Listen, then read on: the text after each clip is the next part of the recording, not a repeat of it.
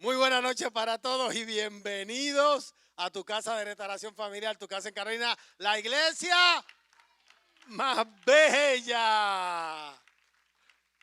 Gloria a Dios, aleluya. Cristo viene. ¿Cuándo? No sabemos. Pero ya está el chip que le van a poner a la gente. Ya está, a mí no, a mí tampoco. Sí, ya está todo, las profecías se están cumpliendo. Mire, hermano, tenemos que coger esto en serio. Bebés artificiales. En Israel ya tienen la maqueta para el tercer templo. Dicen que ya el Mesías viene y hay por ahí un rabino que está haciendo milagros.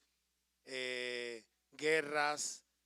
El río se está secando por donde va a pasar el ejército de los 200 millones.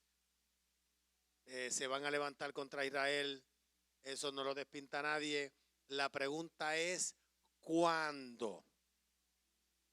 La respuesta de Jesús, 10 vírgenes. 10 vírgenes eran, ¿verdad? 5 tenían aceite en sus lámparas. 5 no.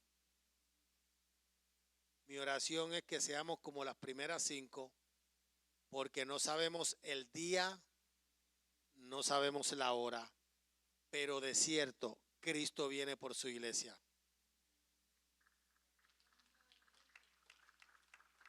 Sí, ya el señor Bill Gates está haciendo videos de la próxima pandemia, próximo virus, que va a ser y que más letal, que viene y que en febrero.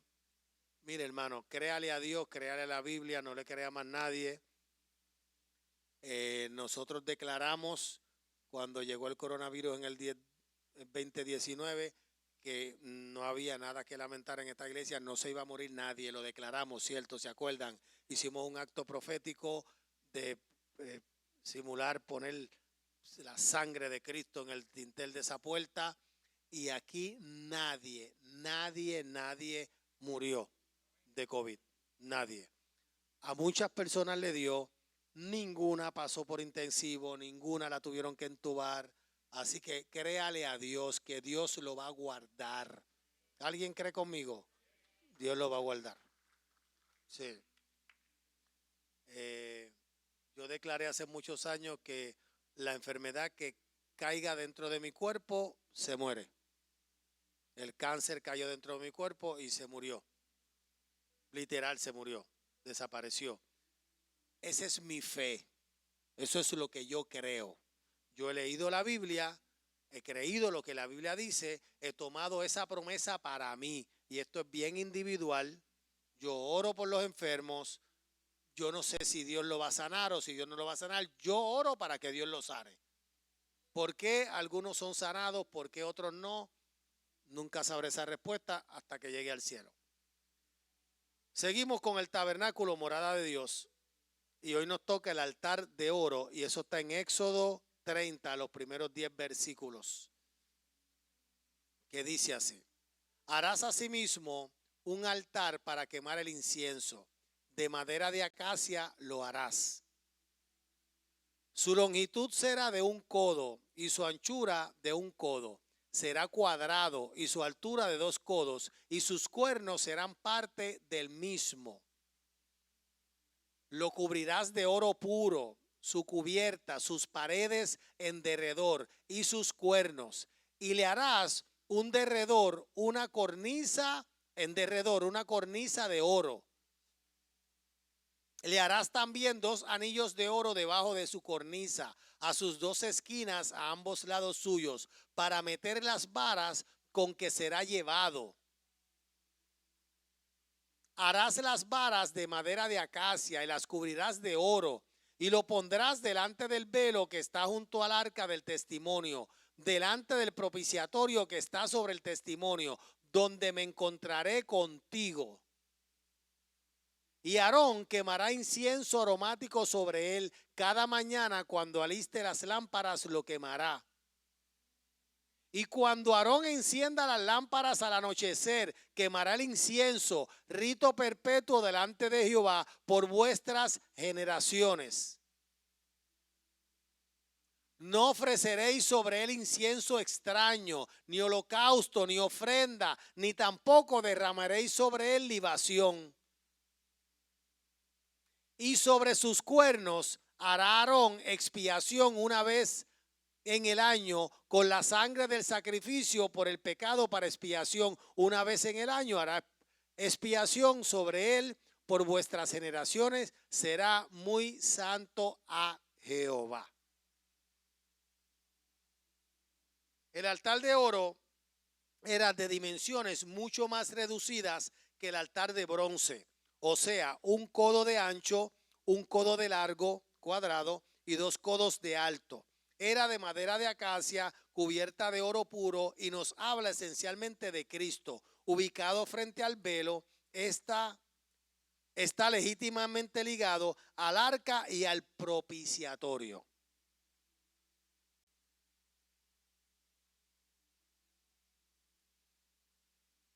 En el altar de oro, el sacerdote ofrecía el perfume mientras afuera el pueblo oraba. Lucas 1, 9 y 10, ¿qué dice? Conforme a la costumbre del sacerdocio, le tocó en suerte ofrecer el incienso, entrando en el santuario del Señor, y toda la multitud del pueblo estaba afuera orando a la hora del incienso. Es una hermosa figura del Señor Jesús que presenta a Dios las oraciones de su pueblo, ya sea como intercesión, ya sea como adoración. Sabemos que Jesús tiene un nuevo oficio. Jesús vino a la tierra, murió como el cordero inmolado, fue sepultado, resucitó al tercer día para salvar la humanidad. Pero luego de presentarse delante de sus discípulos, ascendió al cielo. ¿Y el oficio de Jesús hoy cuál es? ¿Ah? Está a la diestra del Padre intercediendo por nosotros constantemente 24/7. Y aquí es curioso porque habla de 2 tipos de oración. La oración de intercesión, pero también hay oración de adoración. A mí me gustan las dos. A mí me gustan las dos. Pero no puedo entrar a la primera si no entro primero a través de la segunda. No sé si a ti te pasa. ¿Ok? Y a través de los años yo he cambiado mi oración. He cambiado mi oración. Porque por demasiado tiempo, antes de yo orar, siempre hacía penitencia. ¿A alguien le pasa? Cuando vas a comenzar a orar, ¿qué es lo primero que haces? Pedir perdón. Es como un clásico, ¿verdad? ¿La oración de qué? Ah, de los mes, la oración de los mes. Sí, la oración. Porque hay 3 niveles de oración.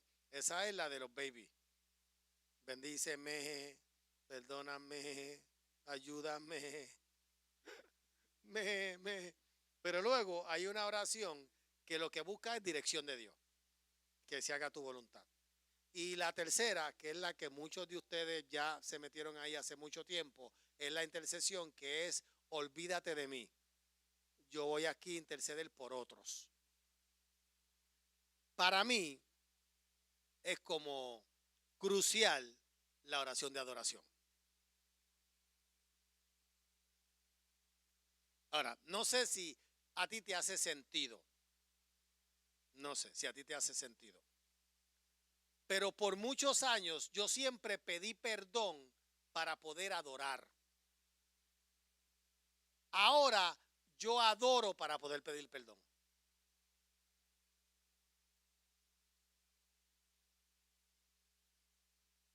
Ok, están pensando. Okay, no sé, estoy preguntando. Ya.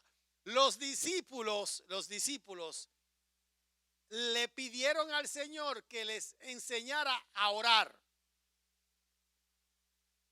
Cuando ustedes oren, oren así. Vamos. Padre nuestro que estás en los cielos, santificado sea tu nombre. ¿Qué es eso? Adoración. Venga a nosotros tu reino. Hágase tu voluntad en el cielo, en la tierra como en el cielo. Y después, ¿qué dice? El pan nuestro de cada día, dánoslo. Y es curioso porque después de la oración, está pidiendo el sustento. El pan nuestro de cada día, dánoslo hoy. ¿Y qué? Y perdona nuestros pecados, así como nosotros perdonamos. Pues es lo último. Entonces, si los discípulos le piden a Jesús que les enseñe a orar y ese es el modelo de la oración, pues para mí debe ser el modelo correcto. Yo entendí que por muchos años yo había estado orando mal. Porque lo primero que yo hacía era lo último, pedir perdón. La pregunta es ¿por qué ese modelo de oración que yo tenía estaba equivocado?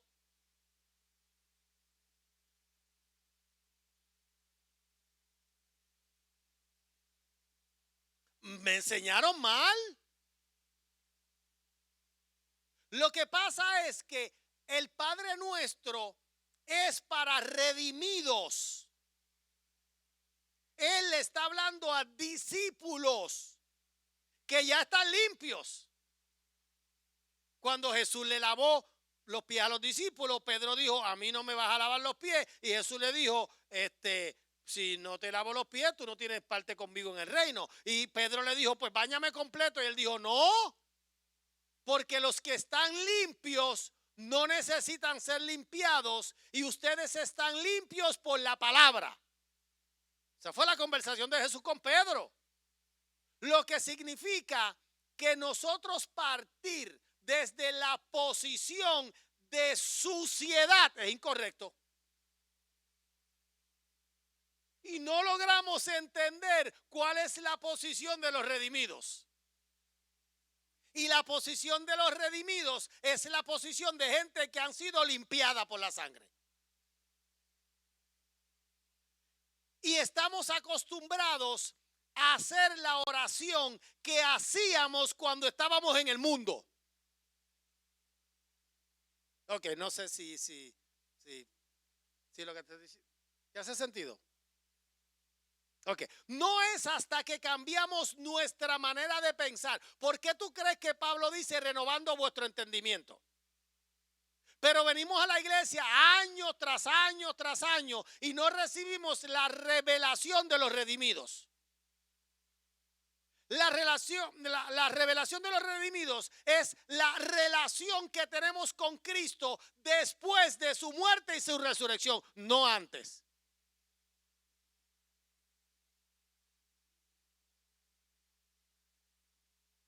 ¿Me hago entender? Ok. La posición, mira. Ok.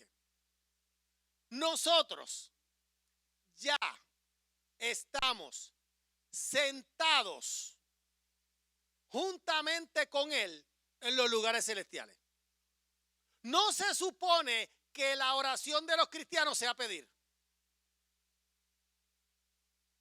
Porque se supone que ya lo tenemos que todo. Por eso Jesús les dijo, ¿por qué piden que han de comer o que han de vestir? Las aves de los cielos no siembran ni guardan en granero y mi Padre las alimenta. Las flores del campo, ni siquiera Salomón se vistió como una de ellas. ¿Por qué ustedes piden que van a comer y que van a vestir si mi Padre sabe que ustedes tienen necesidad de esas cosas? Entonces, venimos a Cristo, recibimos el paquete completo, pero no lo abrimos. Porque siempre estamos relacionándonos con Él desde la posición equivocada. Señor, perdóname para poder entrar en tu presencia. Ya estamos en su presencia. O la Biblia dice otra cosa. La Biblia dice que ahora podemos ¿qué? Entrar confiadamente al trono de la gracia y del oportuno socorro. Porque el velo se rasgó y de eso se trata ese altar. Porque ese altar está adentro, no afuera. Tú estás adentro, no afuera. Yo entendí que para recibir el perdón de Dios, yo tengo que estar adentro hablando con Él, no afuera.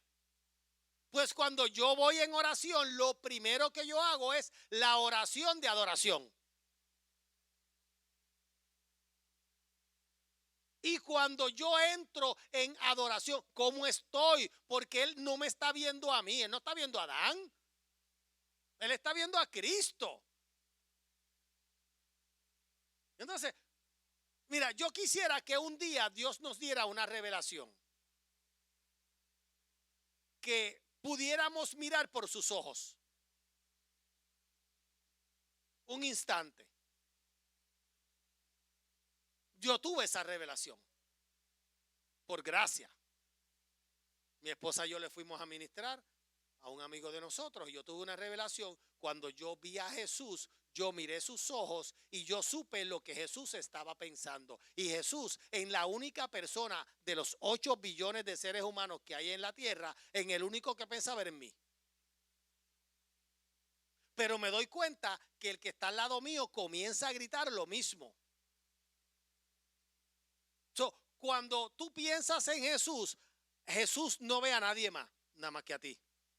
Pero cuando tú piensas en Él, no lo ve a Él, te ve a ti. Toda la atención de Dios está puesta en ti.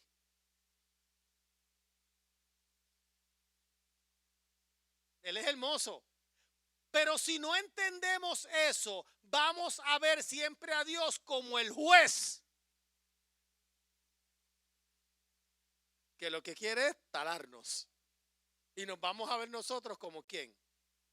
Como los Adanes. Nosotros ya no somos como Adán. Desde el día que tú recibiste a Jesús en tu corazón, tú te convertiste en un ser redimido, perdonado, bendecido.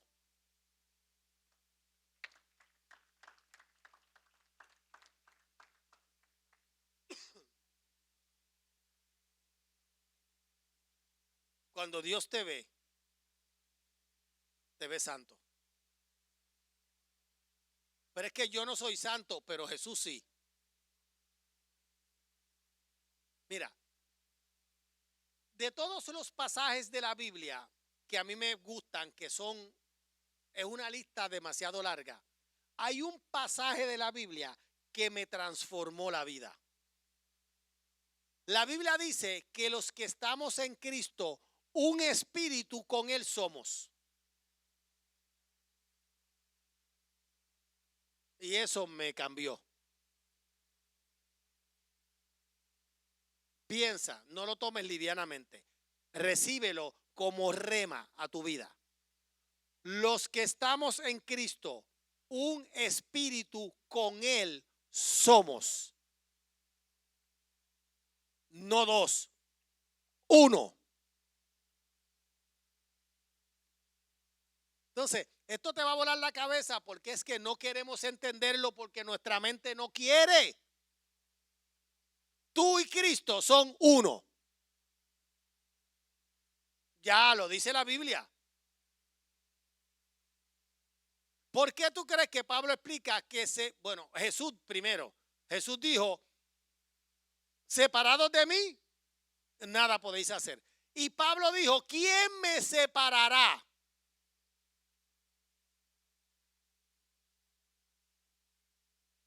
del amor de Cristo? ¿Quién? Ok, ¿y qué dice? ¿Qué dice? Ni pruebas, ni tribulaciones, ni persecuciones, ni angustia, ni hambre. Ok, ¿qué más dice? Pero después se eleva un poco y dice que ni ángeles, ni principados. Y mira esto, qué cosa más brutal. Ni nada creado podrá separarme. Nada creado, nada creado, nada creado. Por si se quedara algo. Ni lo alto, ni lo bajo, ni lo profundo, ni lo porvenir. ¿Sabe? Y el diablo te va a querer hacer creer que sí, pero no. No. Y lo intenta y sigue, que mucho, pero no puede. Y eso lo frustra.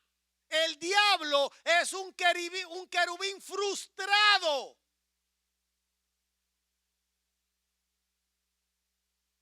Desempleado. Amargado.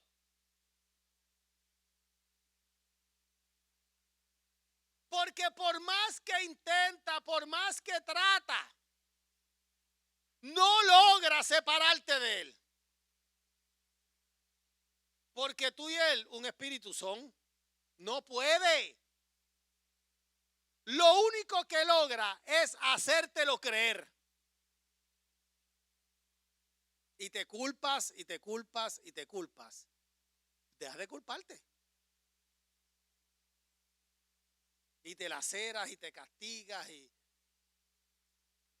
el diablo goza cada vez que hacemos eso. Y no te estoy diciendo, vete a hacer lo que tú quieras y vete. No, es que cuando tú partes de una posición de redención, no te interesa el pecado, no quieres pecar, no te gusta, no te atrae, no te convence. Porque ¿qué más tú quieres? ¿Sabes? Cuando el diablo te ofrece algo y tú estás en esa posición, tu respuesta es, pues que a mí lo que me falta es sarna para rascarme.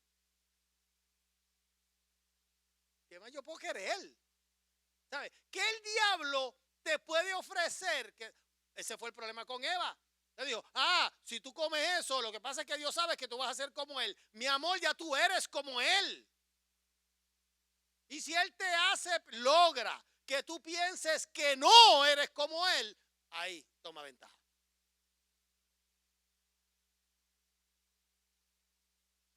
Y Él no le gusta que yo diga estas cosas. Yo lo saco por el techo. Por eso vivo con tanta ataque. Pero que haga lo que Él quiera. Yo voy para el cielo con Cristo. Él no lo puede impedir. Lo puede intentar. Pero el único que puede permitirlo soy yo. Y yo no estoy en esa. ¿Tú estás en esa? Pues no estamos en esa. Por eso estamos aquí. Que ronque, que grite, que patalee, que haga, que lo intente. No puede. Esa es la verdad. En el altar de oro, el sumo sacerdote intercede por el pueblo, tal como Cristo en Juan 17, Hebreos 7:25 y Romanos 8:32. Estoy brincando algunas cosas. Pero también al altar de oro puede acudir hoy el Hijo de Dios para ofrecer el incienso, es decir, las perfecciones de Cristo que suben hacia Dios. Tal es el culto, el servicio más elevado del cristiano. Es un culto que se ofrece ante todo en asamblea. Primera de Pedro 2:5 dice, vosotros también, como piedras vivas, sed edificados como casa espiritual y sacerdocio santo para ofrecer sacrificios espirituales aceptables a Dios por medio de Jesucristo. Pero cada uno de nosotros no puede mañana y tarde, como el sacerdote con el incienso, hacer subir a Dios su reconocimiento por el don inefable de su Hijo. Mira, todo esto es sombra de lo que iba a venir. Ok. ¿Sabes por qué? ¿Por qué el sacerdote tenía que ofrecer incienso en ese lugar? ¿Sabes por qué? Porque la carne hiede y Dios no la acepta.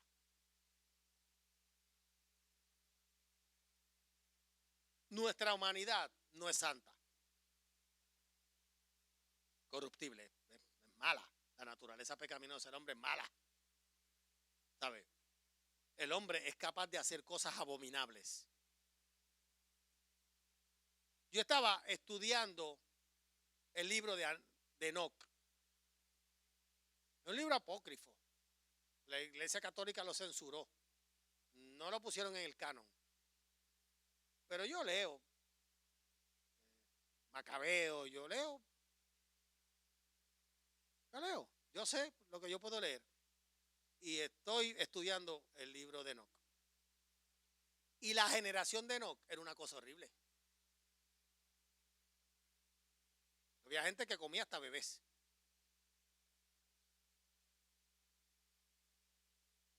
Los Néfilis, los gigantes, Génesis 6 es cangri. Porque yo siempre me pregunté por qué Dios mandó agua y mató a la humanidad. Y solamente 8 personas sobrevivieron. ¿Sabes qué estaba pasando? Y la depravación. No te creas que hoy, no. Eso era Grandes Ligas. Y así se va a poner la tierra. El ser humano es capaz de cometer actos horribles. El diablo dentro de la gente. Okay. Pero el sacerdote movía el incienso para que ese olor subiera a Dios y no el de él. Cuando nosotros adoramos a Dios con mano santa, cantamos y adoramos a Dios, lo que Dios recibe no es tu olor.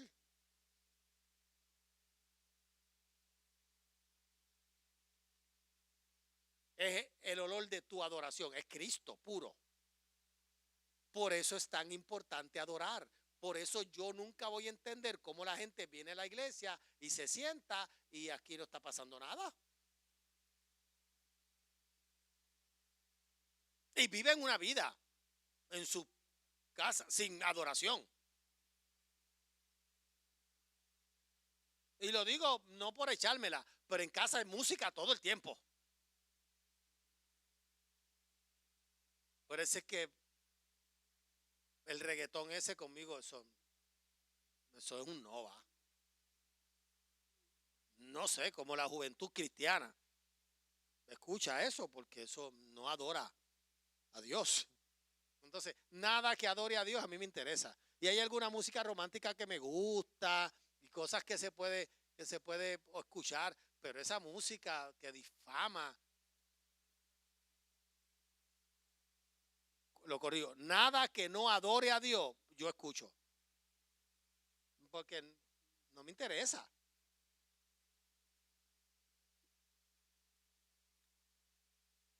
Entonces, la iglesia debe envolverse en la adoración. O sea, nosotros no tenemos un grupo aquí para entretener la iglesia. Nosotros tenemos un grupo aquí para que la iglesia se una. Alguien a quien seguir. Ellos ensayan, cantan y nosotros seguimos lo que está pasando. No es para ser espectadores.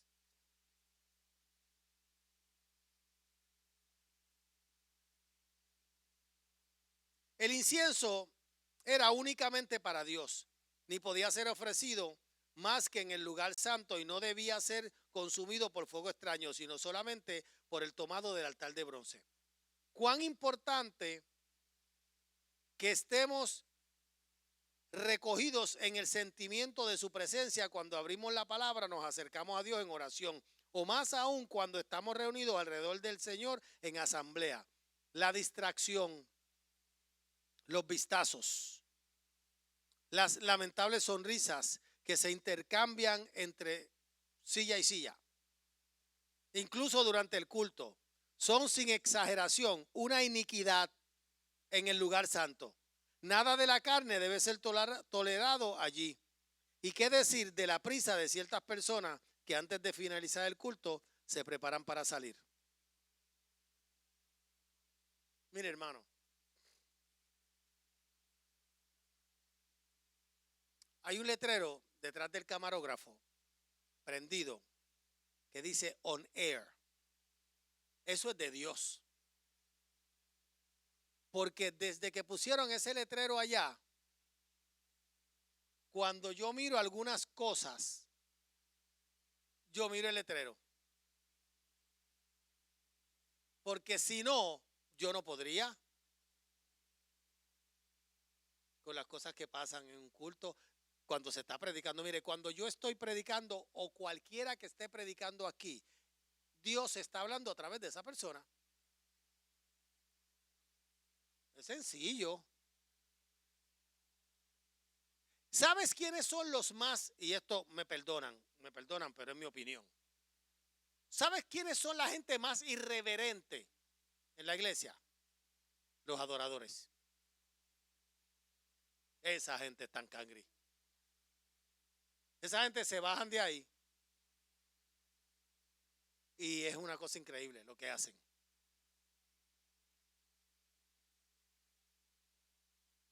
No todos, no los voy a incluir a todos.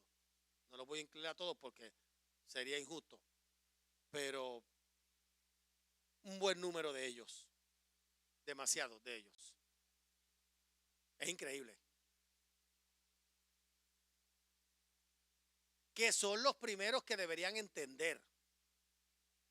Y son los menos que entienden. O sea, hay tanta irreverencia como si este lugar no significara nada. El predicador está hablando, salen de esta esquina, el baño está en aquella otra y van saludando a todo el que se encuentra en el camino. Es una cosa, me gustaría que la cámara estuviera acá y grabarlos y después enviarle el video. Está. No, y las conversaciones. Entonces, los primeros años del pastorado, yo era algo serio. ¿Alguien se acuerda? ¿Cómo yo era? No, eso se olvidó. No, yo era, porque eso yo no lo toleraba. Pero me di cuenta de que eso no hay como erradicarlo. Y entonces, o yo seguía rebajando libras y diciendo cosas desde acá que los demás no merecían escuchar. Y ahora yo tomé la muy sabia e inteligente decisión de ignorarlos. Pilla. Y entonces cuando yo veo, porque yo sé quién me atiende, quién no me atiende, quién está aquí, quién está en el teléfono, porque yo lo veo todo. ¿Por qué yo lo veo todo? Porque yo soy te miro y no pestañeo. Yo soy mira mucho. Yo puedo ver a Viviana. Ahora mismo yo estoy viendo a Viviana. Y mírala allá. Y de aquí veo a Chino. Porque yo no soy chino, pero yo meto los ojos, yo veo todo. Yo no oigo todo. Mi esposa me habla y de 10 cosas que mi esposa me dice, yo escucho 4. 6 no las escucho. Y no es que sea selectivo, es que me distraigo. Pero de 10 cosas yo veo 10. De 10 escucho 4. Pero veo 10. Sí. Y por yo no sé cuántos años yo le decía, Chacha, tú soñaste que me lo dijiste. Yo no oí nada, porque yo no oí nada. delante de Dios no lo oí. Y ella, no, yo te dije, tú no me has dicho nada. Hasta que un día Cindy me dijo, papi, ella te lo dijo, yo lo escuché. Cindy, en verdad, papi, te lo dijo 2 veces. Y yo no escuché ninguna de las dos. Yo dije, no, pues entonces el problema soy yo. Ahora ella me dice, ¿escuchaste lo que te dije? Yo, no, no escuché, dime. Gloria a Dios por esta esposa, ayuda idónea. Sí. Mi memoria es fotográfica. Tú me dices tu número de teléfono y yo no lo recuerdo a los 2 segundos. Yo lo veo escrito y nunca más se me olvida. Todo lo que yo veo se me graba. Casi todo lo que yo escucho se me olvida. Y ella no es cantaletera. Ella no. No, ella no es cantaletera. Gracias a Dios yo no soportaría una mujer cantaletera.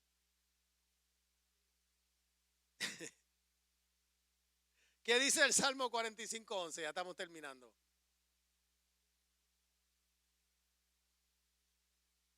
Yo soy una joyita. Salmo 45:11.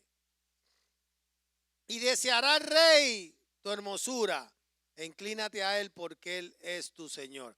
El incienso quemado en el altar de oro era el resultado de una mezcla que encontramos en Éxodo 30 del 34 al 38, estando categóricamente prohibido usarlo para otro fin distinto del estipulado. Se le cataloga como cosa santísima, Éxodo 30:36. Era aromático y por lo tanto agradable a Dios. El incienso en la escritura es figura de la oración, como queda bien aclarado en Lucas 1:10 y Apocalipsis 5:8, de forma que este altar tipifica el ministerio de la oración que es agradable a Dios, siendo un objeto de modestas dimensiones, cuadra bien con la modestia de la oración, que no es un ministerio llamativo ni grandioso, humanamente hablando. Mire, hermano, yo escuché un pastor un día que dijo que la membresía de la iglesia se conoce en los cultos de oración. Porque hay iglesias que regularmente un día a la semana tienen un culto de oración, se reúnen a orar. Aquí no, nunca lo hemos hecho, porque tenemos vasta experiencia de que es el menos concurrido. Por eso decidimos orar, pero hacerlo de otra forma. Por años abrimos la iglesia a las 5 de la mañana. ¿Alguien se acuerda? Y desistimos. No porque quisiéramos, porque la abríamos y no llegaban. Y un buen día, pues yo decidí que esto es algo bien personal y bien individual, que cada uno ore en su casa. Pero un día la pastora dijo, vamos a levantarnos de madrugada a orar a las 4 de la mañana los miércoles, y eso lleva años y ahí eso ha funcionado. Sí, un viernes al mes nos reuníamos a orar aquí. Hemos hecho de todo, hemos tratado de todo, pero llegamos a lo mismo. No es un ministerio llamativo ni grandioso, humanamente hablando, pero en el área espiritual es lo más importante. Mira, hubo un movimiento en Estados Unidos, en el sur de Estados Unidos, un avivamiento. Ahora mismo no recuerdo. Pensacola. El movimiento en Pensacola comenzó cuando los pastores recibieron instrucciones de Dios que suspendieran todos los cultos de adoración. Y vamos a orar. Los primeros que se fueron los músicos, y después se fue todo el mundo y se quedaron ellos, literal. Todos los cultos de la semana, yo creo que eran 3 cultos, eran de oración. Se reunían a orar y estuvieron por varios años. Se le vació la iglesia, literal, se fue todo el mundo. Dios proveyó para mantener aquel lugar, pero no había gente. Y estuvieron así muchísimo tiempo. Un día llegó un hermano con una guitarra y empezó a tocar la guitarra mientras se oraba. Y siguieron llegando músicos y lo que hacían era tocar mientras se oraba. Y un buen día llegó alguien que comenzó a cantar. Y así surgió. Y ahí empezó la prédica y empezó todo. Y fue un avivamiento. Y todo empezó con la oración. ¿Alguien tiene algún ejemplo en la Biblia de algo parecido? Que lo vamos a empezar a estudiar ahora en enero. ¿Ah? Hechos. ¿Cómo fue el derramamiento del Espíritu Santo? ¿Cómo empezó? Todos unánimes orando. Empezaron como 500, terminaron 120 que no se rindieron. Entre ellos la mamá de Jesús, María. Se reunieron a orar en un aposento, el aposento alto. Yo fui allí con mi esposa, nosotros estuvimos allí como un segundo piso y orando. Y de repente cayó el Espíritu Santo. Ellos no estaban cantando, ellos estaban orando. Entonces, cuando entendamos la magnitud del poder de la oración, nos convertiremos en intercesores y en gente de oración. No hay nada sin oración. Escríbelo, escríbelo. Tu pastor te está diciendo, no pasa nada sin oración. Nada se mueve en el mundo espiritual sin oración, nada. ¿Por qué tú crees que Jesús es el modelo? Él se iba aparte solo a orar. ¿Qué él hacía en Getsemaní? Pues orando. Si hay alguien que nos enseñó a orar, es Jesús. Ahora, lo curioso es, Jesús necesitaba orar siendo Dios. Sí, porque lo hacía. Para mí no necesitaba orar. Para mí, pues si él es Dios que va a necesitar orar, pues sí la necesitaba. Por eso oraba. Porque la oración en verdad es una conversación con alguien que tú amas. Entonces, ¿por qué ponerle carga? ¿Sabe? ¿Qué es lo que el diablo nos ha metido en la cabeza? Que nosotros vemos la oración como algo aburrido, como algo difícil. Mira, cuando yo conocí a Laura, ambos estábamos en una vida compleja. Yo como evangelista predicaba todo el tiempo, yo estaba orando y leyendo la Biblia. Mi vida era orar, leer la Biblia, trabajaba por necesidad, porque tenía que pagar la renta y las cosas. Pero si no, si como evangelista yo me hubiera sostenido en este país, yo no hubiera trabajado. Yo predicaba todos los días. Ella se levantaba bien temprano, yo creo que a las 5 de la mañana. Era maestra, empezaba a las 7. De 7 a 3 de la tarde. Pero a las 4 tenía un grupo de nenes porque le daba tutoría. Y terminaba a las 8. A las 8 tenía que cocinar porque tenía un hijo. Y ella terminaba a las 10. Imagínate la explotadera que tenía a las 10. Nunca nos veíamos. Nuestro romance fue todo por teléfono. Rara vez nos veíamos, esa es la verdad. Y fue bueno porque nos llegamos a conocer de verdad.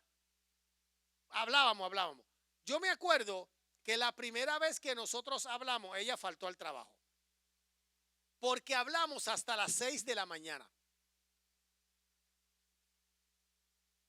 Desde las 10 de la noche.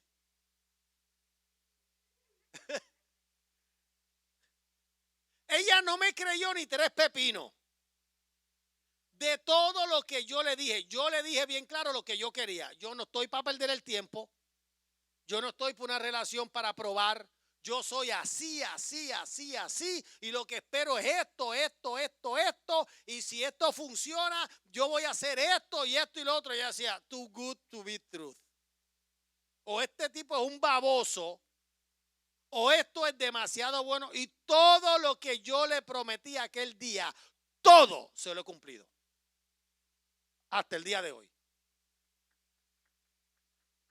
Yo sabía lo que yo quería. Y yo sabía lo que yo era capaz de hacer. Y con la magnitud que yo podía amar a una persona, yo lo sabía. Y le dije, esto es lo que hay, no perdamos el tiempo. Hasta las 6 de la mañana hablamos.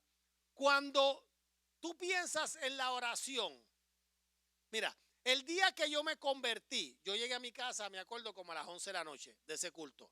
Yo estuve orando hasta las 8 de la mañana. El primer día de convertido. Toda la noche orando. Me bañé, me vestí para ir a hacer mis asuntos, que era cerrar el negocio de drogas que yo tenía. Y yo necesité las fuerzas del cielo para cerrar aquella vida y empezar una nueva. Y yo estuve toda la bendita noche de rodillas orando. Yo entendí que la oración es comunicación con un ser extraordinario que tú amas. ¿Cómo puede ser una carga hablar con alguien que tú amas? Porque yo hablé con ella hasta las 6 de la mañana y yo estaba feliz. Me dolía la oreja. El teléfono estaba hasta caliente. Que yo lo ponía así en la almohada a descansar. Y yo, porque me dolía hasta el brazo. Y a mí no me importó. Entonces, ¿será porque él es invisible? ¿Será? Pastora, pórtese bien. ¿Será porque no lo vemos? Porque es invisible. ¿Será porque no lo amamos lo suficiente? ¿Será porque de verdad no creemos que esa conversación trae frutos? Tiene que haber una razón para que la iglesia en general, yo traje las estadísticas de la gente que ora y lee la Biblia, como un 8%. O sea, de cada 100, 8 cristianos oran y 92 no. Está duro. Aquí el porciento es un poco más alto. Esta iglesia ahora mismo tiene como 150 personas, ¿verdad, Angelito? Y hay 30 y pico de personas que oran. ¿Qué por ciento es ese? Un 20%.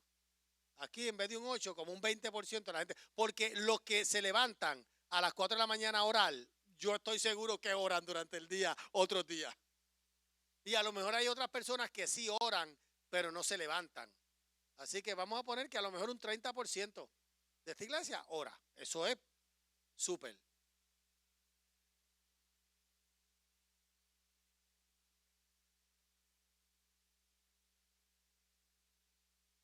Tenía una cornisa de oro en derredor que protegía el incienso de caer al suelo, con lo que queda implícito lo precioso del incienso. O sea, no podía caer ni al suelo. Y entonces, es como nuestras lágrimas. Cuando nosotros lloramos en la presencia de Dios, la Biblia dice que es como una redoma. ¿Sabes? Tus lágrimas caen en las manos del Señor, no caen ni siquiera al suelo. Del cual ni un grano debía perderse, tal como David expresa en el Salmo 56:8, al aludir a su clamor derramando ante Dios que éste tenía en cuenta. El hecho de que este altar estuviera colocado delante del velo, es decir, inmediatamente antes del lugar santísimo, es revelador también de la importancia de la oración, justo al lado de la presencia de Dios, en el lugar más interno, dentro del lugar santo, y a un paso del Santísimo. Toda una lección que nos enseña el valor de la oración a los ojos de Dios. Ese lugar recogido e interior denota el espíritu que debe presidir nuestra oración, tal como Jesús nos enseña en Mateo 6:6. Ese secreto del que él habla es el mismo secreto al que se refiere Dios en Jeremías 23, 18 y 22. Un secreto de intimidad y comunión estrecha. Ponte sobre tus pies. El altar de oro. Oración. Cuando uno desarrolla el ministerio de la oración, una hora, que es lo que recomiendan que uno ore, es solamente calentar motores. Una hora es como, ahora es que voy a orar. ¿Sabes? Porque cuando tú buscas tu lugar para orar, enseguida vienen los pensamientos. Te acuerdas de las deudas, de lo que vas a comer, te acuerdas tantas cosas. Y entonces, dominar la mente para despejarla de tanta cosa y enfocarte en él, eso da trabajo. Por eso yo pongo mi musiquita y me voy desconectando. Luego la tengo que bajar porque ya entré en ese lugar donde después que tú entras tú no quieres salir. Ya. Cuando te toca la hora de que tienes algún compromiso, te duele. Te duele dejar de hablar con él. Espero que esta clase haya sido de bendición para tu vida y para los que nos están viendo a través de las redes sociales, Facebook, luego YouTube. Y antes de terminar con esta transmisión, quiero que repitas esta oración con todos nosotros. Jesús, perdona mis pecados, lávame con tu sangre y escribe mi nombre en el libro de la vida. Hoy yo te acepto. Hoy yo te confieso como mi único y exclusivo Salvador. Espíritu Santo, ven a morar en mí, en el nombre de Jesús. Si tú hiciste esa oración, todos tus pecados han sido perdonados. Ahora a comunicarte con Dios.